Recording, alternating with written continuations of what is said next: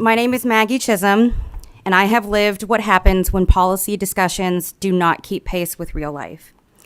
Behind every number is a real family whose lives are shaped by the system this board oversees, and for many of us, waiting is not a privilege we can afford. My daughter Evie was one of those people. Evie was born in 2016 with hypoplastic left heart syndrome, and by the age of 4, she had already endured 3 major open heart surgeries. She also depended on a Medicaid waiver, and even with her extensive medical history, I had to fight every year to prove that she still qualified. I also had to fight to be approved as her caregiver, and went beyond what was required by submitting detailed documentation of her medical history, letters from 2 of her cardiologists, and records of her medications and surgeries. I did everything I was told to do and more. I was still denied. I ultimately had to sue for the right to care for my own child. And while my denial was eventually rescinded, it was not because of new evidence. It was reversed because it snowed, twice.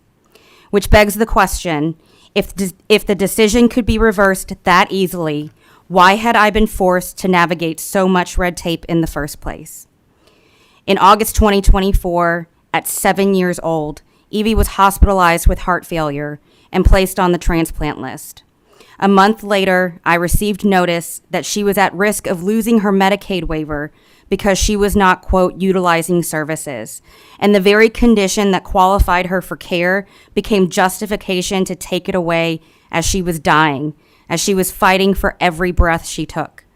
My daughter was being penalized for being too sick to survive the system designed to help her, a system that makes no exceptions for hospitalizations, which has still not been addressed in HB2 or its amendments. Evie passed away on November 13th, 2024.